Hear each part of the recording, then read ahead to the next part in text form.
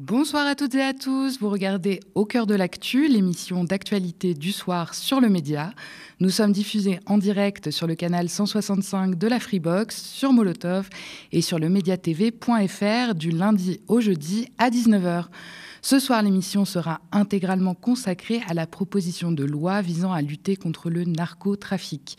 L'objectif affiché de cette loi est de renforcer les moyens d'enquête pour faire tomber les barons de la drogue. Certaines dispositions sont d'ores et déjà critiquées par la gauche, mais aussi par une partie de la Macronie. Des avocats, pénalistes et des associations de défense des libertés publiques ont également émis de nombreuses réserves. Cette loi est jugée dangereuse par certains, aussi bien en ce qui concerne la surveillance de masse ou l'égalité des droits, mais aussi pour les libertés numériques. Autour de moi, à la table, Julie Garnier, oratrice nationale de la France Insoumise, Bastien Lequérec, juriste en droit public et membre de la Quadrature du Net, et en visio, Mohamed Benmedour, médiateur dans les quartiers de Marseille. On décrypte tout de suite ensemble les dérives potentielles de cette loi.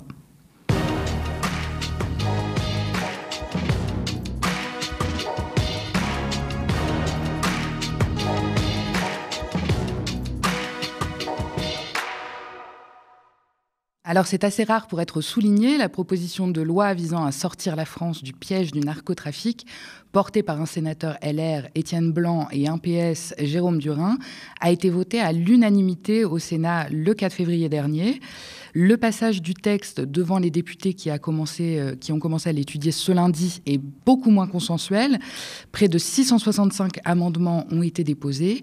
Parmi les mesures qui font polémique, on retrouve la mise à l'isolement des détenus, mis en examen ou condamnés dans des quartiers spécialisés, le recours à la visioconférence pour éviter l'extraction de la prison de ces mêmes détenus, ou encore la possibilité d'accéder aux correspondances issues des messageries chiffrées. Il y a également cette question de mise en place du dossier coffre ou procès-verbal distinct, supprimé par les députés en commission, mais qui pourrait bien faire son retour en hémicycle. Julie Garnier, je me tourne vers vous pour cette première question. On l'a vu, la PPL est en discussion cette semaine. Comment est-ce qu'on explique qu'un texte adopté à l'unanimité au Sénat suscite autant d'opposition et d'amendements à l'Assemblée? Et qu'est-ce que, selon vous, il pourrait en rester après le vote du 25 mars? Il faut comprendre qu'on va partir d'un préalable. On est tous, bien évidemment, contre le narcotrafic. C'est une évidence. Alors on pourrait se dire, pourquoi est-ce qu'il y a autant d'amendements? Pourquoi est-ce que ça pose autant de difficultés? Parce qu'en réalité, il y a des préalables. En réalité, la lutte contre la drogue ne commence pas là, maintenant, aujourd'hui. Elle commence depuis des années et des années. Et si on regarde la situation internationale, dans les pays principalement concernés par le narcotrafic, et je pense notamment aux pays d'Amérique du Sud, avec la Colombie, avec le Pérou, avec l'Équateur, la Bolivie, donc notamment la Colombie quand même, puisque 75% de la cocaïne provient de ce pays-là. On voit que la lutte contre la drogue, puisque c'est le nom que ça porte là-bas, elle date de 1971, depuis la doctrine Nixon notamment, qui a vraiment mis un paquet là-dessus sur une militarisation en réalité pour lutter, sécuriser et attaquer le trafic de drogue. Qu'est-ce qu'il en ressort? Puisque ça date de 1971, on peut se dire quand même qu'en 2025, on peut peut-être commencer à tirer un bilan. Et c'est ce que font les pays, notamment en Colombie. Ils commencent à tirer un bilan et ils disent « Qu'est-ce qui s'est passé ?» En réalité, ça ne marche pas. C'est ça qui s'est passé. Le tout répressif ne fonctionne pas. Ce qui en découle dans leur bilan, c'est de dire que cette militarisation, elle a conduit à quoi? Elle a conduit à une violation stricte des droits de l'homme dans beaucoup d'endroits. Et ça a causé énormément de dégâts. Et quand je parle de dégâts, je parle aussi de morts, et de morts injustifiées et injustifiables. Et elle a conduit aussi à une explosion des inégalités, et notamment dans les quartiers populaires. Par exemple, je prends l'exemple de la Colombie, à Medellín, ce sont notamment les comunas, la Comuna 13, dont on a entendu parler beaucoup, avec Pablo Escobar, ça parle un petit peu à tout le monde, comme ça rafraîchit la mémoire.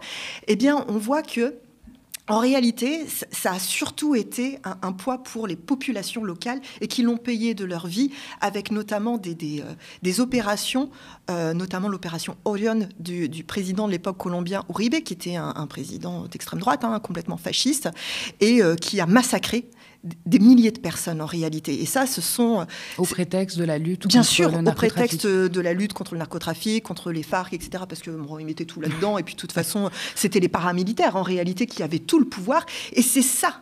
Et c'est à ça que ça a conduit. C'est-à-dire que ça a conduit à une totale dérive et qui n'a jamais mené le début d'une réussite. La preuve, s'il en fallait une, c'est qu'aujourd'hui, le trafic a augmenté, que le rendement pour la cocaïne a augmenté, qu'on a une explosion de ce trafic-là. Donc, c'est ça le bilan. C'est que non seulement ça n'a pas fonctionné, mais qu'en plus on a eu une explosion du trafic de la cocaïne. Ça fait des dégâts supplémentaires et donc des victimes supplémentaires. C'est pour ça que, notamment dans ces pays-là, on est pour un changement totalement de doctrine.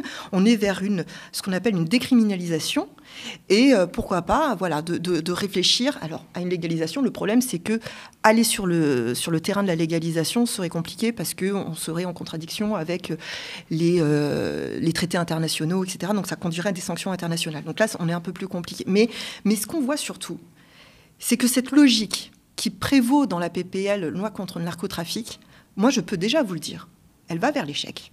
Elle va vers l'échec. Et en plus, elle va vers une violation des droits de l'homme. Et ça, c'est pas être devin, c'est juste tirer les enseignements des situations internationales et sortir un petit peu le nez du guidon. Encore faut-il qu'ils en soient capables. Mohamed Ben Medour, je me tourne vers vous maintenant. Vous travaillez dans les quartiers à Marseille, auprès des jeunes. Jules Garnier en parlait. Et ça a toujours des répercussions. Ces lois ont des répercussions concrètes dans les quartiers. Est-ce que vous pensez que cette loi peut être une chance ou au contraire, est-ce qu'elle vous inquiète pour le quotidien dans les quartiers ? Une chance, peut-être pour... combattre une certaine partie du narcotrafic pour mettre vraiment le coup de grâce au haut du spectre. Mais quelque part, elle m'inquiète. Elle m'inquiète pourquoi ? Parce que tout simplement, ça fait débat. C'est ce projet-là sur le dossier coffre, les captations sur sur le numérique, tout ça, sur les échanges des messageries cryptées, parce que généralement, ce genre de truc, ça dérive.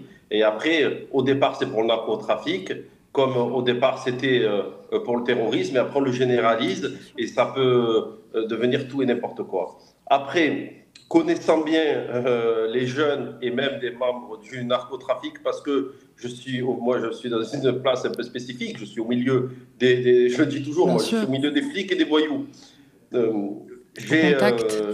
J'ai énormément de contacts, j'ai des jeunes qui me contactent via justement ces messageries et qui sont en détention et qui me disent justement avec ce déferlement médiatique, la justice fait son travail, mais elle a incarcéré davantage. Il y a les effets secondaires. À l'heure actuelle, j'ai des jeunes qui m'appellent et qui me envoient des messages et qui me disent que j'espère que tu vas bien. Écoute, moi, ça fait 2 mois que je suis en prison, je suis en quartier arrivant. La prison, elle est pleine à craquer. On est 3 en cellule. Franchement, c'est l'enfer. Et c'est pas ce qui va empêcher la récidive. Oui, bien sûr. Donc quand on a cette politique de combattre, non, il faut ouvrir en parallèle aussi la prévention. La campagne qu'on a fait, la campagne publicitaire, c'est bien, mais elle est inefficace. Il faut la faire, certes, mais il faut aussi davantage de prévention et d'éducation. Il faut cibler les jeunes et les enfants dès le système scolaire.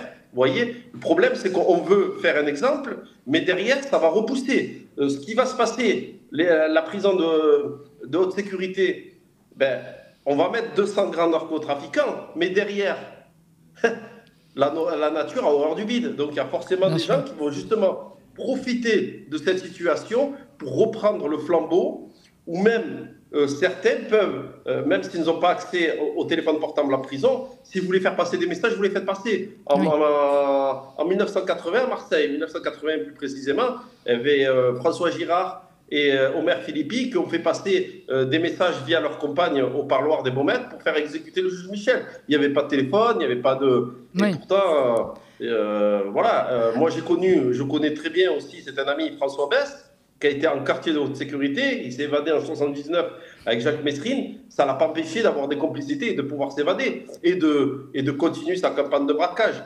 Donc, la répression, il faut, c'est obligatoire, c'est comme ça, mais il faut ouvrir la porte à davantage de prévention. Après, moi, j'ai des pistes. Ah, mais on en parlera tout à l'heure. Il y a un autre point qui serait intéressant d'aborder, là, le gros point avec cette loi. Certains ont dénoncé une loi liberticide, pointant à un climat de surveillance généralisée. Vous en avez parlé tous les deux déjà. À la Quadrature, Bastien Lequérec, c'est ce que vous dénoncez, une loi de renseignement généralisée. Est-ce que vous craignez que ces nouvelles techniques d'enquête soient dévoyées pour surveiller des mouvements, notamment sociaux et écologiques? Est-ce que vous voulez nous en parler un peu plus Eh bien, il faut savoir que dire que cette PPL, cette proposition de loi, viserait à lutter contre le narcotrafic, c'est déjà faux. C'est faux parce que ce que fait cette PPL, c'est qu'elle modifie le régime de ce qu'on appelle la criminalité organisée, qui n'est absolument pas limité au trafic de stupéfiants. La criminalité organisée, c'est un mécanisme qui a été créé en 2004, qui vise à donner plus de pouvoir aux procureurs ou aux juges d'instruction lorsqu'ils font des enquêtes. Mais ça n'est absolument pas limité au trafic de stupéfiants. Et déjà aujourd'hui, on constate que ce régime de la criminalité organisée, il est dévoyé, notamment pour aller enquêter sur des mouvements sociaux. Donc c'est quelque chose qui se fait déjà. Par exemple, à Bure, les contestations contre l'enfouissement de déchets nucléaires, il y a eu des enquêtes qui ont pu être menées parce que les procureurs ou juges d'instruction obtenaient, grâce à ce régime de la criminalité organisée, accès à ce qu'on appelle des techniques spéciales d'enquête. Et donc cette proposition de loi, elle vise à donner encore plus de pouvoir quand on rentre dans ce régime qui donc est aujourd'hui fait l'objet de nombreux abus. Donc il faut avoir ça en tête, et les cas d'abus, ils sont assez grands. On pourrait aussi parler de l'affaire de Briançon, on pourrait parler de l'usine Lafarge, et même si à la fin les faits ne relèvent pas tels qu'ils sont présentés à un tribunal après l'enquête de la criminalité organisée, toutes les preuves qui auront été récoltées grâce à ce régime très intrusif des techniques spéciales d'enquête qui sont permises grâce à ce régime de la criminalité organisée, ces preuves seront admissibles devant un tribunal. Donc il faut vraiment faire reposer les termes du débat. Ici, on ne parle pas avec cette proposition de loi de lutte contre le trafic de stupéfiants. On parle d'augmenter les pouvoirs de la police, on parle d'augmenter les pouvoirs de renseignement. Ça passe par des nouvelles méthodes de surveillance, ça passe par l'extension de méthodes actuelles. Cet après-midi, par exemple, les députés discutaient de la technique dite des boîtes noires ou parfois de l'algorithme qui consiste à surveiller l'ensemble d'un réseau de télécommunications qu'on voudrait demain, si ce texte était voté, augmenter avec des nouvelles finalités.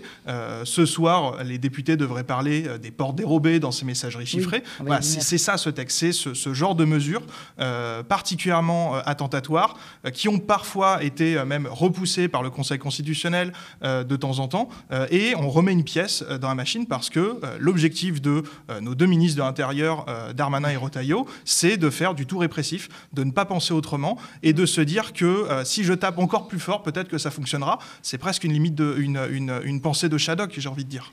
Il y a une vraie obsession là un peu avec la surveillance. On n'en a pas beaucoup parlé pendant les JO, avec des mesures qui ont été imposées, un peu passées sous le prétexte des JO. On en met toujours une couche en plus, c'est ça la conclusion? On va arriver sur une société où on serait fliqué de partout, vous pensez?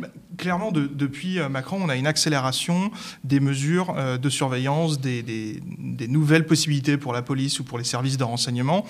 J'étais venu quelques fois aux médias pour en parler, par exemple. C'était déjà c'est un mouvement qui avait déjà été amorcé avant l'arrivée de Macron au pouvoir, mais disons que Emmanuel Macron, les différents gouvernements, depuis qu'il est président de la République, ont perpétué cette politique. Et aujourd'hui, on a une proposition de loi qui vient notamment de la droite sénatoriale, qui n'est pas quelque chose d'anodin. Par exemple, c'est cette même droite sénatoriale qui voulait mettre de la reconnaissance faciale en temps réel dans l'espace public, sans finalement également réfléchir 30 secondes aux questions de liberté d'expression, de droit d'aller et venir, de droit à la vie privée, etc.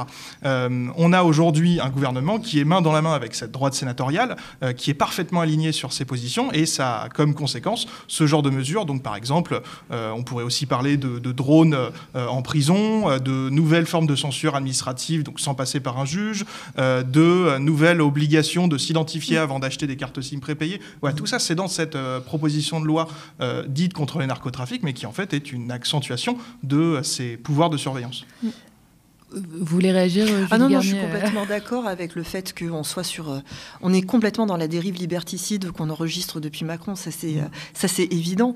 Et je crois que c'est ça qu'il faut alerter. C'est-à-dire qu'en réalité, cette PPL ne va pas limiter le narcotrafic. Et c'est ça dont il faut prendre conscience. La première conséquence que ça va avoir, c'est de réduire les libertés. Et il faut le redire, la première des sécurités, c'est la liberté. N'est-ce pas ? Et s'il n'y a pas la liberté, alors il faut se poser des questions derrière, parce que c'est là où on est en pleine dérive.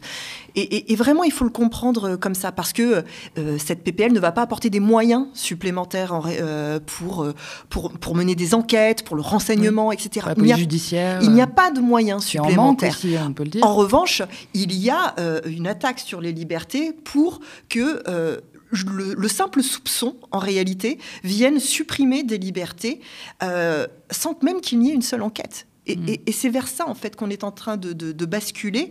Et c'est un premier pas qui, on le sait, l'exceptionnel va devenir le normatif à la suite. Et donc, c'est bien ça qu'il faut avoir en tête et regarder cette PPL avec cet angle-là. Parce que si on ne le fait pas, alors on passe à côté de tout l'enjeu. Alors hier, la PDG de l'application de messagerie chiffrée Signal a réagi avec véhémence sur X à cette loi. Elle a évoqué aussi la possibilité de retirer son application du marché français. Elle a expliqué qu'il était impossible d'introduire un accès pour une personne particulière, c'est ce qu'on disait là, ces portes dérobées, et que donc si cette porte dérobée est créée, elle pourrait être utilisée par tout le monde. La directrice générale de la sécurité intérieure explique que l'usage de cette fameuse backdoor pour décrypter les messageries serait encadré, limité dans le temps et contrôlé. Est-ce qu'on y croit ? Est-ce que c'est envisageable ? Alors on y croit d'autant moins qu'on est en présence d'une véritable guerre communicationnelle de la part de Retailleau et de la part de la DGSI. Donc là on parle des portes dérobées, c'est-à-dire un moyen technique pour contourner une protection technique aussi, qui s'appelle le chiffrement, qui vise à empêcher qu'un tiers accède à une conversation. Donc grâce à des outils cryptographiques, on s'assure que seul l'expéditeur et le destinataire d'un message puissent connaître du contenu. Ça exclut notamment, donc ça c'est le chiffrement dit de bout en bout, et ça exclut notamment que des tiers, des intermédiaires techniques ou n'importe quel tiers puissent avoir accès au contenu de ces messages. Le principe d'une porte dérobée n'est pas compatible avec le chiffrement de bout en bout, puisque le principe d'une porte dérobée, c'est de donner précisément accès à un tiers à ces messages. Et on ne peut pas cibler, il n'y a pas de bonne ou de mauvaise porte dérobée, on ne peut pas cibler par nature, puisque c'est un affaiblissement soit du service de communication qui va qui va modifier son code, le code de son application, de son service pour donner accès à ce tiers, soit qui va prévoir une exfiltration de messages ou une copie des clés de chiffrement qui ont permis de s'assurer qu'aucun tiers y accède. Cette copie pourrait être faite, envoyée par exemple à la police ou à n'importe quel tiers qui, du coup, c'est comme si on envoyait une copie des clés de chez soi. Évidemment, à n'importe quel moment, la personne qui a cette copie peut l'utiliser. Donc, on a une certaine guerre de communication parce que depuis le week-end dernier, on a Retailleau dans le Parisien dimanche, on a Céline Berton, la directrice générale de la DGSI, dans le JDD, et c'est pas anodin d'avoir la DGSI qui va aller parler dans un média de Bolloré d'extrême droite, disons-le très clairement, et qui n'utilise pas, les deux n'ont pas utilisé une seule fois le terme porte dérobée, ou même la version anglaise backdoor.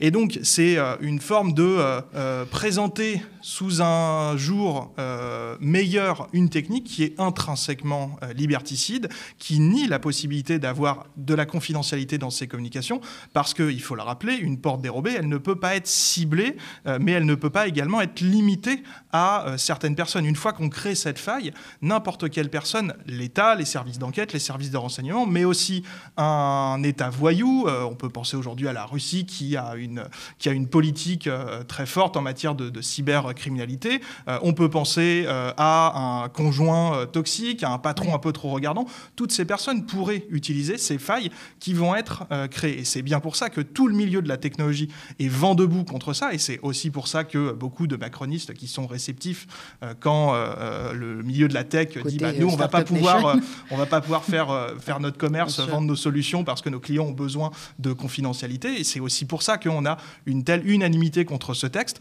Par exemple, Guillaume Poupard, l'ancien directeur de l'ANSSI, qui est l'organisme de l'État qui est chargé de s'assurer de la sécurité des administrations et des grands acteurs en France, Guillaume Poupard disait explicitement il ne faut pas aller dans cette direction. C'est aussi un risque important avec le départ potentiel d'applications comme Signal qui font quand même consensus. Je vous laisse être juge de ça, mais voilà, qui sont, en tout cas moi en tant que journaliste, je sais que c'est une messagerie qu'on utilise beaucoup aussi pour sécuriser les enquêtes, pour sécuriser les sources. C'est aussi effectivement des citoyens qui peuvent utiliser ces messageries. Le départ serait quand même terrible de ces outils. On en a besoin.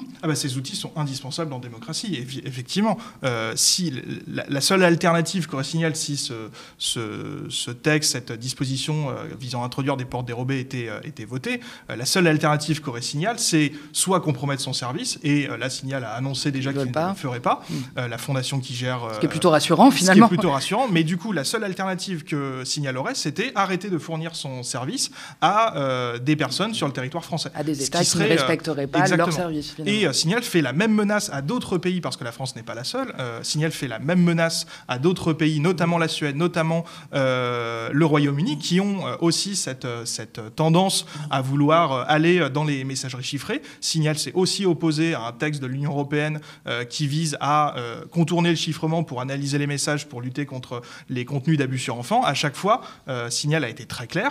On n'affaiblira pas la sécurité de notre service, quitte à partir soit de l'Union européenne, soit de la France. D'accord. Mohamed Benmedvour, vous en parliez tout à l'heure, mais le trafic semble souvent s'adapter très vite, même à des politiques plus répressives ou des restrictions comme là d'application. Ils trouveront d'autres méthodes. Est-ce que vous pensez que la loi prend en compte l'adaptabilité des réseaux de narcotrafic ?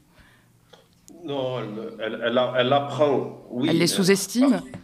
Non, à l'heure actuelle, oui, elle s'adapte à l'heure actuelle. Mais le narcotrafic, il est parti des années 70-80 avec des coups de fil via des cabines téléphoniques. On donnait des rendez-vous. Les flics se sont mis sur les cabines téléphoniques, on les a mis sur écoute. Ensuite, ils sont passés sur les systèmes de tatou, les messageries, vous savez, les messageries tatou. Ah oui. Après, ils sont partis sur les téléphones portables. Et à chaque fois, la police s'est adaptée. Et à chaque fois, on a trouvé d'autres moyens. Oui, donc la police leur court après, quoi. C'est ça, jusqu'à revenir à des moyens plus rudimentaires, comme en Italie, les pizzini, les petits messages par papier. Et donc, c'est pour ça que... Et je veux dire que les autorités aussi, faut arrêter, elles sont au point à l'heure actuelle. Elles vous sonorisent votre voiture, elles vous sonorisent votre appartement. Oui. Sky ECC, je connais des jeunes Marseillais qui l'ont utilisé, ils ont craqué cette messagerie, donc ils ont accédé à Sky ECC. Et avec Interpol, ils ont démantelé toute une organisation à travers plusieurs pays. J'ai un jeune actuellement que j'ai connu qui faisait de la livraison du Uber Sheet. On lui a introduit un logiciel espion dans son téléphone. Donc, on a dupliqué son téléphone. Il s'est fait avoir comme ça. Donc, les moyens, moi, je trouve qu'ils les ont, les moyens techniques et matériels, les ont. Le renseignement, ils l'ont. Il est encore plus facile maintenant, puisqu'avant, c'était un milieu qui était très cloisonné, très restreint, et donc, ça ne transpirait pas au-delà des murs. Maintenant, vous avez dès 13 ans, 14 ans, vous avez des jeunes qui rentrent dans le trafic. Et le problème, c'est ça, en fait. Le problème, on prend le problème maintenant par le corps parce qu'on a des jeunes maintenant qui se retrouvent à 14-15 ans à devenir des tueurs à gages. Mais ce que vous allez faire, vous allez mettre des moyens, vous allez les arrêter. Et même sans ces moyens, vous les arrêtez. À l'heure actuelle, tous les petits tueurs à gages, tous ces petites mains et les grandes, et même les pièces maîtresses du narcotrafic, ils sont tous sous les verrous. Mais le problème, c'est pas ça, c'est que derrière, ça émerge à nouveau. Oui, c'est comme vous disiez, la nature a horreur du vide et de toute façon, il y a un problème plus conséquent à régler pour mettre fin au narcotrafic, peut-être notamment la précarité ou le manque d'avenir pour les jeunes, je ne sais pas. En fait, le problème, c'est surtout qu'on ne s'attaque pas en haut du spectre, on s'attaque en bas. C'est-à-dire que toutes les dispositions, elles visent surtout à viser les consommateurs, les petits trafics, etc. Mais en réalité, elle ne va pas sur les véritables problèmes structurels. C'est-à-dire que déjà, on vise les consommateurs, mais on ne vise pas à baisser la consommation. Donc on voit déjà qu'il y a un problème dans les objectifs. C'est pas les mêmes. Taper sur les consommateurs ou baisser la consommation, c'est pas la même politique publique. Et ça, il faut l'entendre. Il y en a une qui est privilégiée, mais l'autre est complètement abandonnée. On ne parle pas de ça, de comment est-ce qu'on fait pour baisser la consommation. Non, c'est un volet tout à fait absent de cette loi. De cette PPL et qui, je pense, pourtant, mériterait quand même qu'on s'y intéresse. Et le deuxième problème, c'est qu'on ne s'attaque pas en haut du spectre, c'est-à-dire vraiment au réseau. Et là, je crois qu'il y a aussi une véritable défaillance, parce que tant qu'on ne s'attaque pas à ça, eh bien... mais en réalité, pour s'attaquer à ça, il faut quoi ? Parce qu'à un moment, il faut quand même qu'on parle des pistes aussi, parce que si eux vont dans le mur, alors qu'est-ce qui ne va pas dans le mur ? Vraiment, il faut qu'on pense à réorienter tous les moyens qu'il y a, parce que, comme le dit très bien Mohamed, oui, il y a des moyens, mais le problème, c'est qu'ils sont mal orientés. Ils ne sont pas orientés vers le haut du spectre. Et donc, cette force-là, il faut la mettre, il faut la diriger véritablement vers le cœur des réseaux, ce qui la demande des temps d'enquête, ce qui la demande de sortir un petit peu de cette politique du chiffre, de cette politique aussi de la communication, parce que il y en a beaucoup aussi dans cette histoire, et donc d'aller vers véritablement un recentrage des moyens.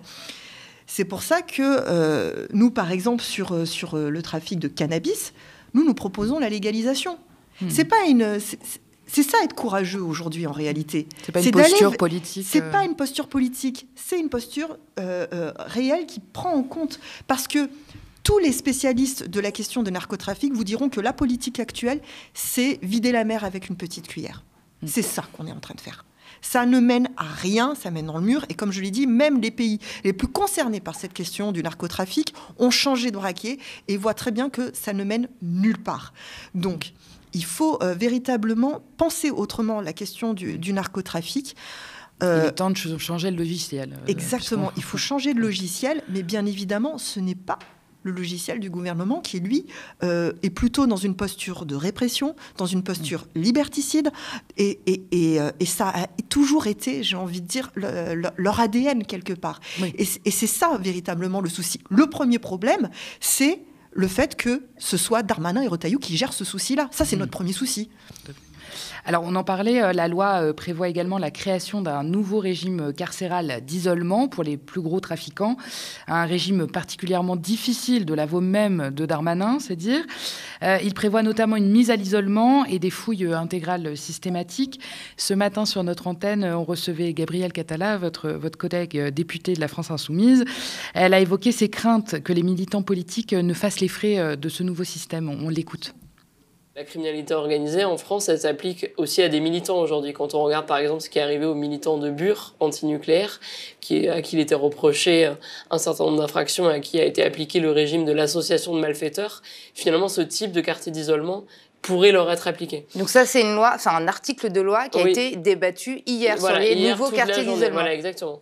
Et c'est un article de loi déjà qui n'a rien à faire dans la loi parce qu'il n'a aucun rapport avec la loi de départ. C'est un ajout de M. Darmanin qui a été fait à l'Assemblée en commission la semaine dernière.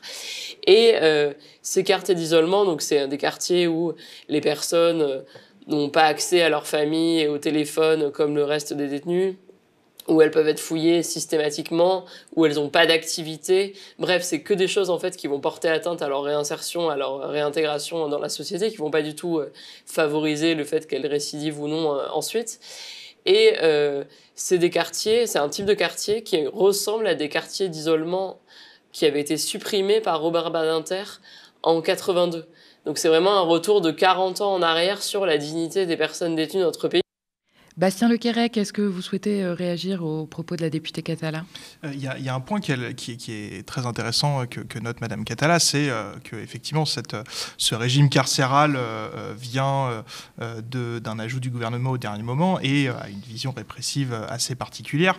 Il y a aussi le fait qu'on ait aujourd'hui 2 ministres de l'Intérieur et que M. Darmanin soit à la justice a aussi des conséquences dans cette loi par une défiance assez grande de la justice, parce que il y a 2 articles dans cette proposition de loi qui visent à renforcer les pouvoirs de renseignement. Mais pourquoi est-ce qu'on veut renforcer les pouvoirs de renseignement ? Aussi parce qu'on veut lui confier plus de missions. Et plus de missions pour substituer des tâches qui seraient aujourd'hui faites par la justice et qu'on confierait au renseignement. Et il y a 2 dispositions qui sont particulièrement problématiques.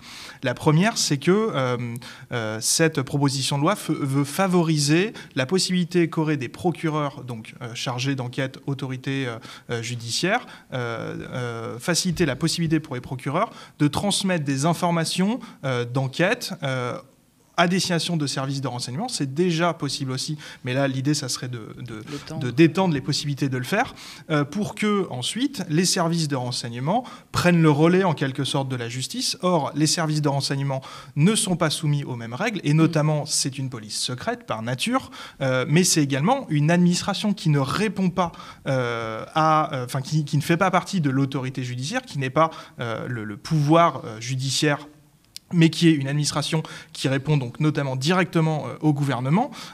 Et le fait qu'elle agisse dans le secret pose énormément de problèmes nouveaux quand on lui confie des missions qui, auparavant, étaient en charge, devaient être menées par la justice. La deuxième disposition très problématique, c'est que on veut renforcer les possibilités qu'auraient les services de renseignement pour se partager des informations. Aujourd'hui, on a un droit du renseignement qui est particulièrement peu protecteur. Il y a énormément de possibilités pour les services de renseignement, mais là, le premier article de cette proposition de loi veut permettre aux services de renseignement de s'échanger des informations entre eux sans aucun contrôle. Aujourd'hui, il y a un contrôle parce qu'un service de renseignement doit respecter un certain nombre de règles, notamment des finalités, ou ne peut pas avoir accès à certaines techniques de renseignement, et quand il veut transmettre à un autre service le renseignement qu'il aurait obtenu, il y a un contrôle administratif. La Commission nationale de contrôle des techniques de renseignement, la CNCTR, s'assure que le service qui est en train d'envoyer son information n'est pas en train de contourner la loi, parce que le service destinataire pourrait très bien vouloir demander à son petit copain moi j'ai pas accès à telle technique de renseignement, ou moi j'ai pas le droit de faire du renseignement pour telle finalité, est-ce que tu pourrais le faire à ma place, et ensuite tu me transfères l'information. Donc aujourd'hui il y a un contrôle qui est fait par la CNCTR qui s'assure à ce qu'il n'y ait pas de détournement de la loi, et la CNCTR le dit dans ses rapports d'activité, il y a eu des abus, il y a eu des sanctions qui ont été prises, il y a eu de la destruction ordonnée de renseignements qui ont été partagés en contradiction avec ces quelques règles qui sont déjà pas très strictes dans le Code de la sécurité intérieure. Et là, cet article 1er, il voudrait supprimer simplement ce contrôle au moment du partage de renseignements. Exactement. Et donc, on aurait des services de renseignement qui pourraient, en toute liberté, ignorer complètement les quelques règles, et ça fait partie de cette vision qu'a le gouvernement il faut donner plus de pouvoir aux renseignements, il faut leur donner beaucoup plus de liberté pour agir, alors qu'il s'agit d'une police secrète qui va se substituer in fine à la justice qui, elle, pourtant répond à une certaine forme de transparence et de contradictoire pour pouvoir se défendre. Plus de liberté à la police, moins pour le peuple, quoi. C'est un peu la ligne. C'est totalement ça. Mohamed, j'ai envie de vous faire réagir aussi aux propos de la députée Catala. Elle parle de la création d'un nouveau régime carcéral, et vous évoquiez les contacts que vous avez avec les jeunes qui notamment sont emprisonnés. Le régime de l'isolement est effectivement très dur. Est-ce que vous pouvez réagir ? De quel œil voyez-vous cette nouvelle disposition ? Bon, bien entendu, un isolement pour des personnes qui sont très nuisibles à la société, qui commandent des meurtres, ça je l'entends formellement, il n'y a pas de problème. Mais quand on veut revenir, comme le disait, au quartier de haute sécurité, j'en parlais précédemment, où François Besse, que je connais très bien, était dans ces quartiers de haute sécurité avec Jacques Mesrine, il s'était évadé. Mesrine disait, moi, si on m'aurait condamné à 20 ans de détention normale, j'aurais fait ma peine et c'est tout. On m'a condamné à 20 ans de QHS. Et le QHS, à l'époque, on disait que les personnes qui étaient incarcérées à l'intérieur, c'était des humanoïdes sans âme. C'est-à-dire que on perdait le goût de l'ouïe, de l'odorat, on ne parlait plus à personne, on devenait... oui, c'est des régimes très très durs. On devenait cinglé, et quand on sortait de là, c'était soit on se suicidait, ou soit on sortait en psychiatrie. Donc ça pose énormément de problèmes. Là, en fait, ils veulent plus se calquer sur le système carcéral italien, le 41 bis, où on met dans un étage, où là, ça va être dans une prison spécifique, que des gros profils. Donc, il n'y a pas besoin, je pense qu'il n'y a pas besoin de les isoler. On les regroupe dans une certaine prison, mais ça va être encore un autre problème, parce qu'ils vont se retrouver entre eux. Si on limite les moyens de communication, etc., peut-être, mais ça sortira toujours dans tous les cas, parce que si vous avez des parloirs, on peut toujours sortir des messages et des directives à travers les parloirs. Vous voyez, donc même avec le plexiglas, voilà, je mets ma main comme ça sur le plexi, je parle. À part, bon, c'est vrai qu'ils vont peut-être sonoriser, ils vont sûrement les sonoriser comme c'est aussi à l'heure actuelle dans les maisons d'arrêt normales, mais ça c'est bon pour les personnes qui y sont, mais les personnes qui sont en dessous, le gars, qu'est-ce qu'il fait? Il est enfermé là, en prison de sécurité, mais il sous-traite. Ouais, il met quelqu'un qui sous-traite à sa place. Ou si ce n'est pas le cas, il y aura quelqu'un qui va reprendre le flambeau. Donc les grosses têtes seront remplacées par leurs adjoints et le trafic continuera parce qu'il doit continuer. Ben oui, c'est un problème de misère sociale. Oui. C'est tout. C'est intéressant ce que vous mettez en avant, parce que voilà, le gouvernement dit lutter contre les narcocités. À Marseille, on est un exemple, on l'a connu, avec d'énormes opérations place nette, d'opérations de communication essentiellement, comme vous le soulignez, Julie Garnier. Est-ce que tout ça, c'est bien joli, mais sans un travail de fond, c'est pas une solution durable? Je vous fais réagir. Moi, j'aime bien prendre toujours des exemples. Je reviens à la Colombie parce que je trouve que c'est très éclairant sur le narcotrafic et notamment Medellín. Il y a les comunas qui sont, on va dire, les quartiers populaires qu'on a, nous, en France. C'est un peu l'équivalent. Les comunas, aujourd'hui, vous pouvez vous balader, il n'y a aucun problème. Il n'y a aucun problème. Et pourtant, il n'y a pas une seule caméra de surveillance. Donc ça devrait peut-être interroger ceux qui nous vendent de la caméra de surveillance un peu partout et en nous disant dont les effets sont aussi très contestés. Exactement. Et qui serait la recette miracle. Moi, j'ai envie de leur dire, sortez un peu les gars, quoi, en fait. Allez en Colombie, allez voir comment ça se passe là-bas, et vous allez voir à Medellín que les comunas, vous pouvez vous balader, il n'y a pas une seule caméra de vidéosurveillance, et Medellín, aujourd'hui, est une des villes les plus calmes qui existent, d'un point de vue sécuritaire. Et ça, c'est une réalité. Comment ça se fait? Pourquoi? Comment ça se fait qu'à Medellín, alors que voilà, on pourrait nous dire que c'est le haut lieu, c'est the place to be pour... Ben non, en fait. Ça a changé, pourquoi? Parce qu'en réalité, dans ces quartiers-là, il y a vraiment eu une autogestion de la part des habitants qui déjà ont viré tous ces paramilitaires qui ont massacré des populations et qui aujourd'hui ont une profonde envie de paix. Il faut faire confiance aux gens. Ouais. Les gens qui vivent dans les quartiers, c'est des gens comme tout le monde. Ils veulent vivre tranquillement. Et ça, quand on leur laisse les moyens et quand on leur donne les moyens de s'auto-organiser, de dire « Regardez ça, on va pouvoir faire de l'associatif, on va pouvoir mettre en place un véritable cadre de vie », vous allez voir que ça va véritablement beaucoup mieux se passer que si on met des paramilitaires là-bas. Et donc à Medellín, qu'est-ce qui se passe? Bien, en réalité, tous les aspects de la vie sont gérés par des associations. Il y a un tissu associatif absolument exceptionnel, je le dis, mais vraiment exceptionnel. Ça va de la gestion des murs par l'art en fonction des associations culturelles qui peut exister. Donc même les murs, en réalité, sont autogérés. Ça peut aller aussi de l'économie, où on peut avoir dans chaque maison, dans chaque habitation, eh bien, une mise en commun de toutes les productions locales qui sont mises ensemble en commun par une coopérative, et donc c'est partagé sur les marchés et les biens, on va dire, les bénéfices qui en sont tirés sont à nouveau repartagés aussi. Ça peut être aussi sur le tourisme. Le tourisme, on n'a pas le droit de se balader dans les comunas si on n'est pas accompagné par quelqu'un d'une association. Donc en plus, ils ne sont pas exploités, désabusés par le tourisme là-bas. Donc bref, on voit que sur tous les aspects, il y a un véritable tissu associatif qui fait que, eh bien, c'est ensemble qu'ils arrivent à tiré vers le haut, et ces quartiers sont devenus des quartiers tout à fait agréables, tout à fait sécurisés, et aussi où on traite véritablement de sujets. Et le sujet, c'est quoi? C'est de pouvoir vivre dans tous les aspects de la vie, de pouvoir subvenir aux besoins essentiels. Et dans les besoins essentiels, c'est pouvoir manger, pouvoir accéder à un métier, pouvoir avoir accès au transport, pouvoir avoir, etc., etc. Et on voit même que, comme on parle des transports, eh bien, il y a besoin de très peu d'agents municipaux pour gérer les télécabines ou gérer les escalators, parce que c'est beaucoup en pente là-bas. Il faut que 10 agents pour l'ensemble de la ville. Je parle pas d'une petite ville, je parle d'une grande ville. 10 agents. Pourquoi? Parce qu'en réalité, les associations font énormément de liens, de coopération entre elles. Et en réalité, même pour les bénéfices de la municipalité, c'est positif. Donc, voilà, je voulais vraiment faire ce petit panorama pour montrer que d'autres horizons sont possibles. D'autres horizons sont... Parce qu'un autre monde est possible, bien évidemment, n'est-ce pas? Mais c'est surtout pour montrer qu'on peut sortir de cette espèce de climat insupportable qu'on nous met sur la tête, où on nous impose que non, il faut être fliqué, il faut qu'on soit tous observés, il faut qu'on soit tous... C'est pas comme ça que ça fonctionne. Et si ils peuvent prendre 10 secondes pour regarder les solutions qui marchent réellement, eh bien, elles sont à l'opposé de ce qu'on essaye de nous imposer actuellement, mais aussi depuis quelque temps.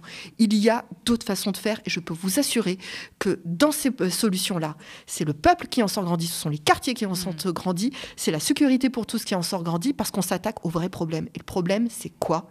C'est en réalité de donner les moyens aux gens de pouvoir vivre. C'est ça le vrai problème. Et c'est à ça qu'il nous empêche d'accéder continuellement par tous les moyens, et que ce soit la loi narcotrafic, que ce soit le fait de pouvoir bien vivre, que ce soit le fait d'augmenter les salaires, que ce soit les retraites, que ce soit la santé, que ce soit les écoles. Sur tous les aspects de nos vies, ils nous pourrissent tout. Le problème, je le dis, dans ce pays, c'est Darmanin, c'est Retailleau, c'est Macron, et c'est eux qui doivent dégager.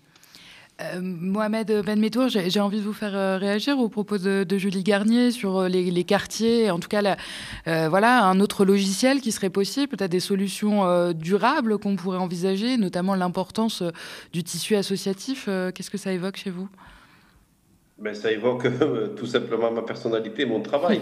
C'est-à-dire que nous, comme elle a précisé, donc, vous avez des associations qui sont bien ancrées sur le territoire.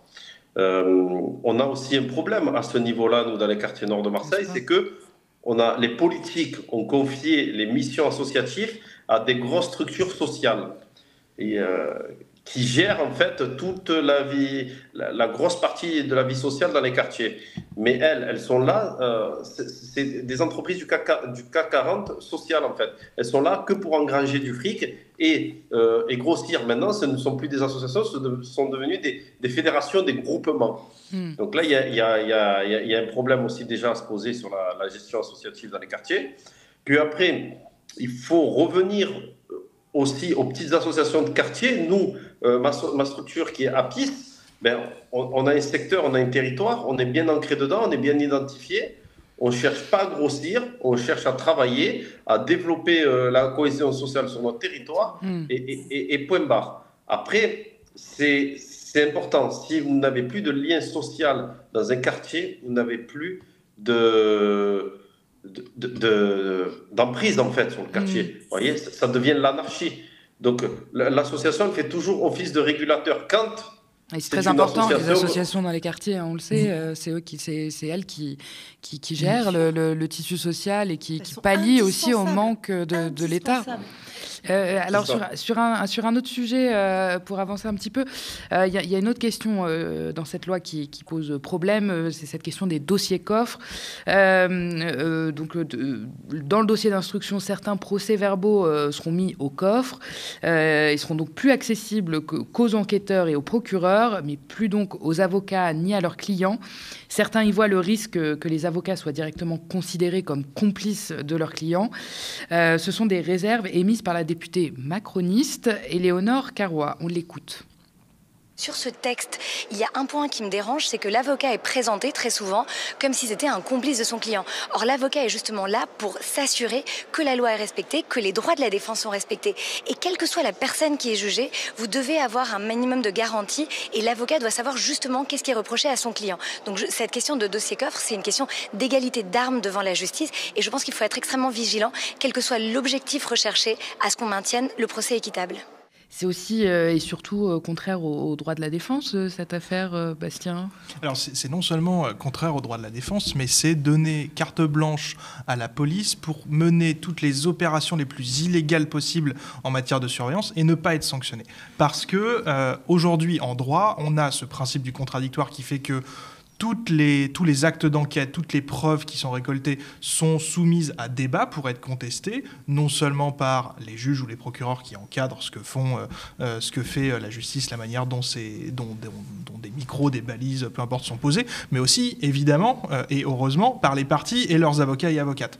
Là, cette histoire du dossier coffre ou du PV distinct, c'est l'idée de mettre au coffre, littéralement, certains actes d'enquête pour les retirer du contradictoire et ne plus donner accès aux personnes mises en cause et à leurs avocats ou avocates à ces documents, de manière à ce qu'ils ne puissent plus ou elles ne puissent plus les contester. Et c'est particulièrement grave parce que prenons l'exemple d'une surveillance totalement illégale, une pose d'un micro à un endroit qui n'aurait pas été possible, une surveillance d'énormément de personnes et donc quelque chose d'assez massif, d'assez illégal. Si on met le procès verbal qui explique où, comment et quelles informations ont été récoltées dans ce coffre, eh bien les avocats et avocates ne pourront plus le contester. Mais on aura des preuves qui vont être apportées, qui vont être versées au dossier. Recevables. Alors, ce qu'a dit le gouvernement au Sénat, c'est il a réécrit une partie de ses dispositions en disant, dans ce cas-là, il faudra que les preuves qui sont apportées soient corroborées par d'autres actes d'enquête.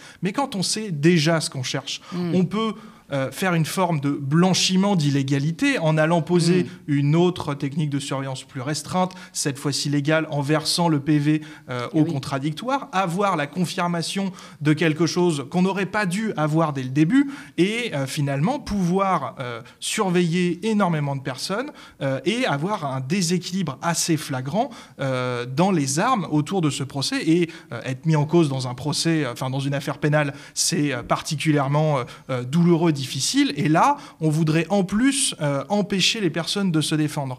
Donc c'est quelque chose qui, en démocratie, est particulièrement inquiétant, et le gouvernement nous dit, oui, mais c'est pour protéger les personnes qui vont procéder à la surveillance, pour protéger nos enquêteurs, etc. Il ne s'agit absolument pas de ça, et ce discours du gouvernement, il ne peut pas être entendu. Il s'agit de protéger des manières qu'a eu la police pour surveiller les personnes, qui sont potentiellement illégales, alors même qu'aujourd'hui, déjà en France, on a tout ce qu'il faut pour donner accès tardivement dans la procédure aux actes d'enquête. Une personne, avant qu'elle soit mise en examen, mise en cause formellement, elle n'a pas accès au dossier, donc elle ne sait pas quels actes de surveillance ont été faits, quelles preuves ont été récoltées.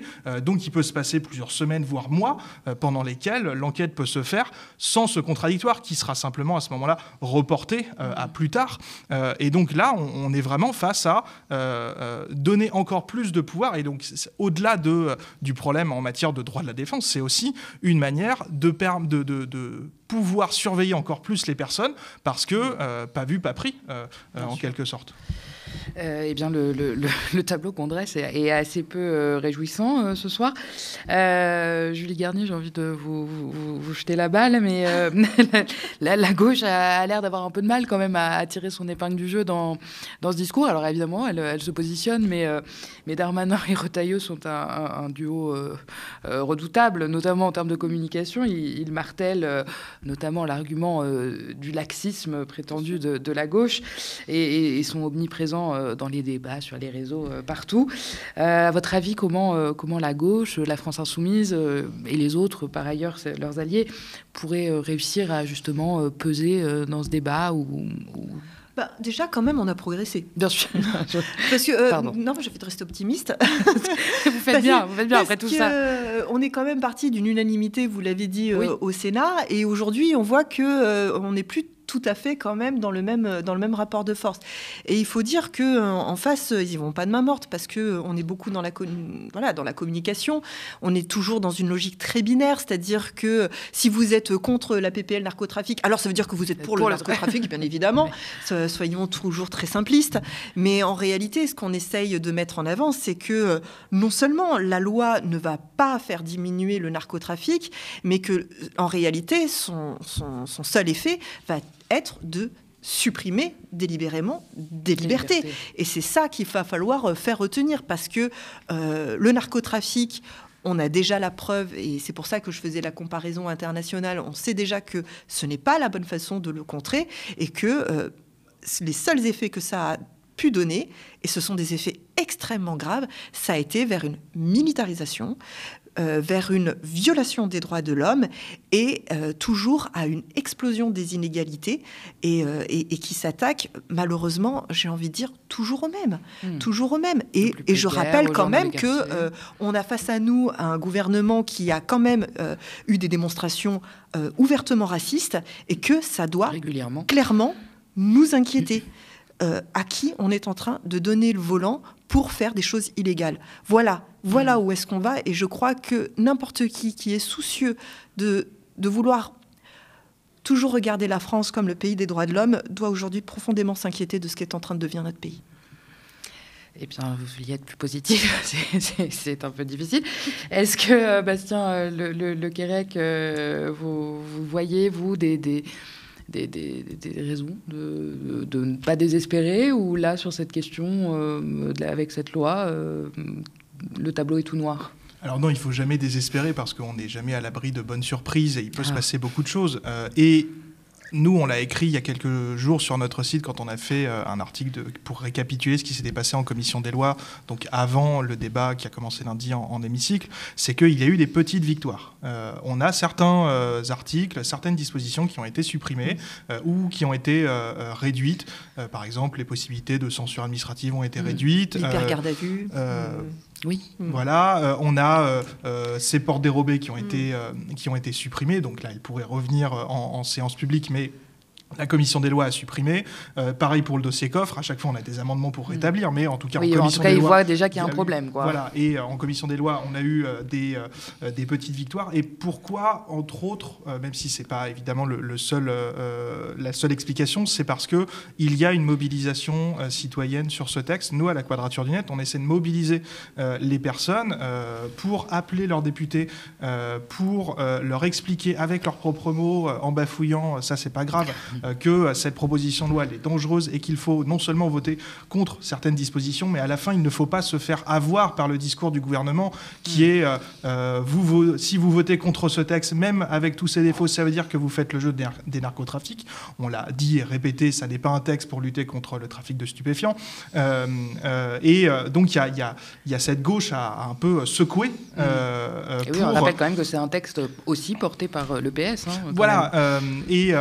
Et donc, le fait qu'il y ait eu cette unanimité au Sénat, elle montre bien le fait qu'on a aussi besoin de réveiller la gauche, de réveiller ces députés aujourd'hui qui ont ce texte entre leurs mains. Et c'est encore possible aujourd'hui d'appeler ces députés. Nous, sur le site de la Quadrature, laquadrature.net, on a une page qui récapitule les arguments. On a un petit widget pour sélectionner son député pour appeler, ou sa députée pour appeler celui ou celle de sa circonscription ou celle d'à côté. Ça peu importe, en réalité, tous les députés représentent toutes les personnes. Oui. Et donc, on a les numéros de téléphone si les personnes veulent appeler. Et il est encore temps de se mobiliser, il est encore temps d'appeler les députés pour leur leur répéter, parce que c'est comme ça que ça fonctionnera, que ce texte n'est pas bon, qu'il ne faut pas se faire avoir par cette stratégie de Retailleau, notamment, qui a une communication axée sur moi ou le chaos. D'agiter la peur. Exactement, de jouer sur la peur, ce fantasme du narcotrafic. Et donc, il est encore temps de se mobiliser, et peut-être qu'on aura effectivement une confirmation de ces quelques victoires qu'on a eues en commission. Eh bien, tous ceux qui nous écoutent peuvent donc se rendre sur le site de la Quadrature du Net et retrouver les informations dont vous parlez. Il nous reste que très peu de temps. Je vais poser une dernière question à Mohamed, peut-être aussi sur les solutions et les perspectives. Aujourd'hui, selon vous, quelles alternatives existent pour éloigner les jeunes du trafic? Est-ce qu'elles sont suffisamment soutenues par les pouvoirs publics? Non, pas du tout. Elles ne sont pas assez soutenues. Et quand elles sont soutenues, bon, on a mis un peu plus de moyens financiers dans les quartiers nord, ça, je suis d'accord, notamment avec le plan Marseille en grand. Mais là, il est en train de...